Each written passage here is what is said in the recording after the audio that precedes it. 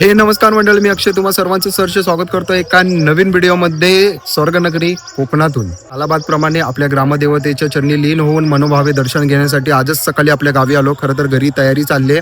पालखीत बसून देव आपल्या घरी येणार आहेत, त्यांच्याच स्वागताची तयारी घरी चालू आहे.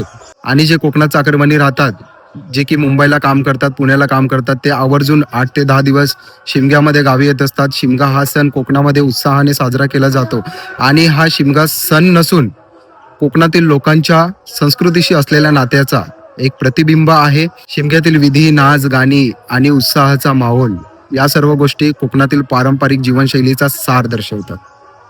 याची तयारी केली, रांगोळी वगैरे काढले. थोड्याच वेळामध्ये पालखी येईल.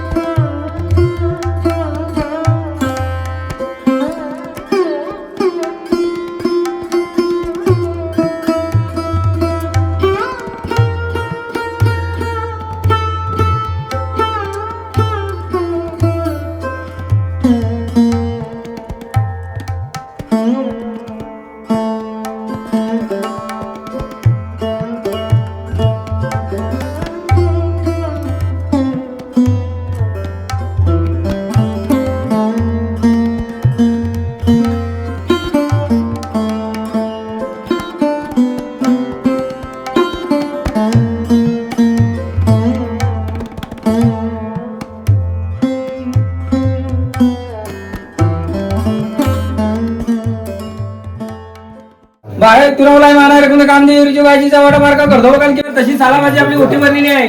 तीही आपली ओटीच्या ओटी मान्य करून घे. काय चुकवट झाली असेल लक्ष राखण्याचा नारळ ठेवलेला आहे, तोही आपला देव नारळचे नारळ मान्य करून घे. त्यांच्या काय मनात इच्छा असेल आपल्या परिपूर्ण कर सर्व. बाहेर तुरवलाय मारा रकम कामदेवीची भाजीचा वाटा मार्का करतो कारण की विनायक आगरे यांनी पण आपला तुला हातपेटीचा नारळ ठेवलेला आहे, तोही आपला नारळ मान्य करून घे. त्यांच्या काय मनात इच्छा असतील आपल्या परिपूर्ण कर सर्व गोष्टी. अक्षय बाहेर तुनवलाय मारा कामदेवीची भाजीचा वाटा मार्का करतो कारण की अक्षय याने पण आपला नारळ ठेवलेला आहे, तो आपला नारळच्या नारळ मान्य करून त्याच्या काय मनात इच्छा असतील आपल्या परिपूर्ण काय सर्व गोष्टी. आदित्य बाहेर तुनवलाय मारा कामदेवीची भाजीचा वाटा मार्का करतो कारण की आदित्य याने पण हातपेटीचा नारळ ठेवलेला आहे, तो आपला नारळच्या नारळ मान्य करून त्याच्या काय मनात इच्छा असतील आपल्या परिपूर्ण कर. बाहेर तुनवलाय मारा कामदेवीची कदम यांनी गाव दापोली यांनी आपला देव तुला काही नवस केला होता की त्यांचा नवस तो पूर्ण झालेला आहे, तो आपला त्यांनी नारळ पेढे तुझ्या पुढे ठेवले. त्यांच्या अन्य काही इच्छा असतील ते आपल्या परिपूर्ण काही इडापेडा असं चिकट घालवून त्यांना असेच वर्षाच्या आनंदाचा दिवस आपण सर्व करतो.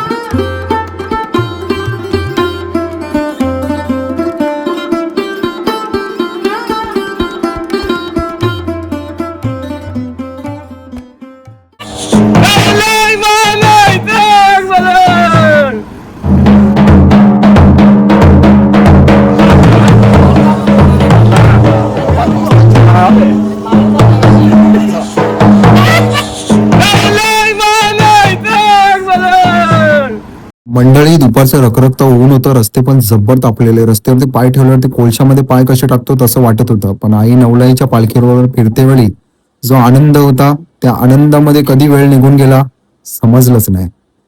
पहाटेला सर्वात पहिली पालखी आपल्याच घरी आली. त्यानंतर मग बाकीची गावातील घरं घेतली. बघता बघता दुपार झाली. गावचं ऊन एवढं खतरनाक आहे ना, डांबराच्या रोडवरनं चालते वेळी पायाला अक्षरशः चटके बसत होते.